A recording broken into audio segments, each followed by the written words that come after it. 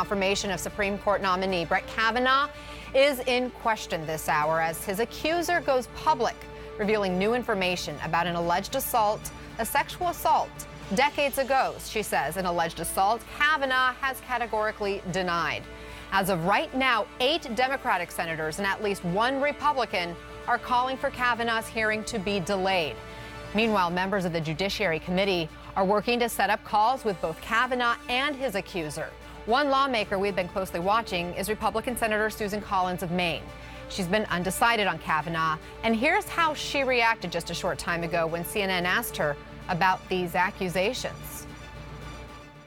Well, I obviously was very surprised, and it's an issue that I brought up with him last Friday, and he denied, as he did in his written statement. That's really all I have to say at this point. What do you think? Should the committee vote coming up here this week? I'm going to be talking with my colleagues, but I really don't have anything to add at this point. As I said, I did read the letter last week and asked the judge in a telephone conversation on Friday about it, and he was very emphatic in his denial. Do you believe the accuser? I don't know enough to make a judgment at this point. Now again, here's what has caused all of this. Just a short time ago, Kavanaugh's accuser came forward publicly. Her name is Christine Blasey Ford, and she is talking exclusively to the Washington Post.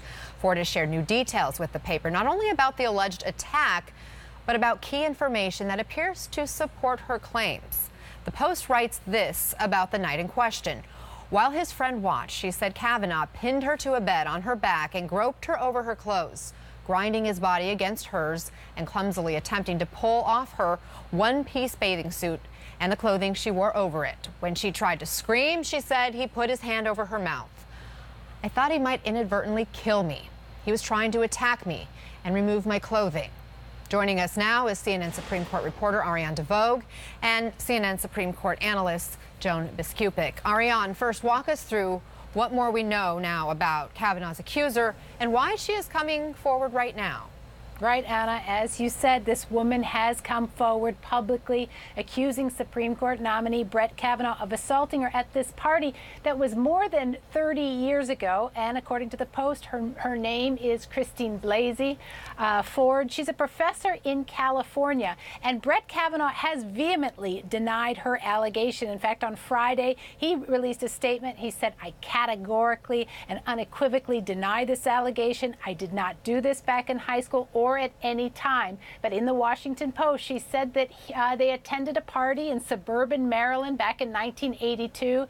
She said that Kavanaugh and a friend were, quote, stumbling drunk, and she alleges she was corralled into a bedroom. At one point, he tried to take off her clothes and he put his hand over her mouth, she said. She said, like you referred to it, I thought he might inadvertently kill me. He was trying to attack me and remove my clothing. She tells the Washington Post she was able to get up and leave at one point. It's worth noting she only shared the details of this years later in 2012 with a therapist and with her husband. According to the Post, the husband recalls his wife using Kavanaugh's name, but the therapist's notes, which have been reviewed by the Washington Post, do not mention Kavanaugh. And it's also worth noting that the other man, who's now a teen, or who was then a teen and is now a man, in the article, he says he had no memory of this act, and he said he's never seen Brett Kavanaugh act that way. He did give an interview to another media outlet. Anna? Joan, you have been studying the Supreme Court for a really long time, and we've heard a number of other people tonight mention Anita Hill. Are we witnessing an Anita Hill moment? Anna, there are so many similarities here, but there are also some key differences. First of all, to have a late in the game allegation, this one even more serious than what we had back in 1991, after hearings had been held for both of the nominees in a very partisan atmosphere. But what's different is that we are now in the Me Too moment. We don't even have to look much farther than the Senate Judiciary Committee to see a member who was removed, Al Franken, just last December, resigned in the face of allegations related to sexual misconduct.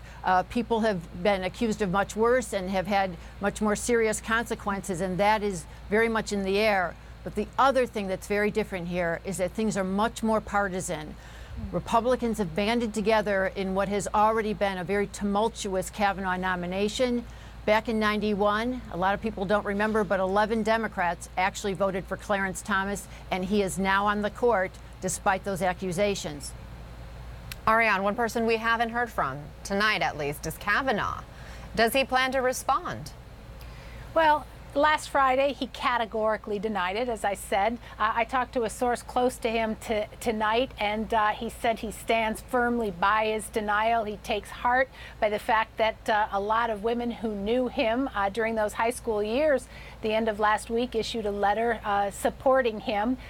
So we'll see what's going to happen next. But you look at Senator Dianne Feinstein. She is the top Democrat on this committee. She received the letter from this woman all the way back in July. She did not bring it up right away. And Republicans are saying now, look, you got this letter in July. Why didn't you bring it up in the hearings, behind closed doors, in a closed session? They're really questioning the timing on one side. Joan, how do you see this playing out? Because now we have Senator Flake, who has come forward and essentially said, let's hold off, let's pump the brakes, let's hear from this accuser, let's do some investigation. We've also heard from Senator Lindsey Graham also say he believes they need to hear from Ford immediately. Can Kavanaugh survive this? That's a good question. As I said, Clarence Thomas survived it. It was a different atmosphere, certainly.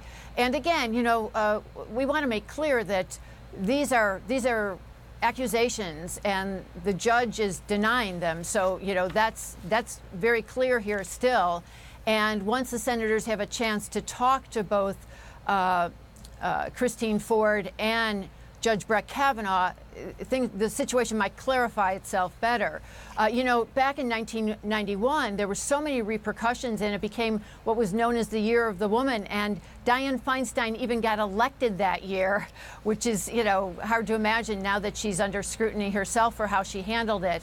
But I think this is a rapidly evolving situation, and much more will be clearer once key senators have a chance to talk to both of those individuals and to test what is she saying, what does she remember. Obviously her claims are very, very serious, but you know, he's saying, you know, at least so far, that he doesn't remember it, and he's saying also, you know, look at his past record. That's what his supporters are saying. You know, he's been a judge for 12 years. He's been subject to FBI investigations for many positions that he held. So neither of them have yet to be tested by the people who matter in the Senate.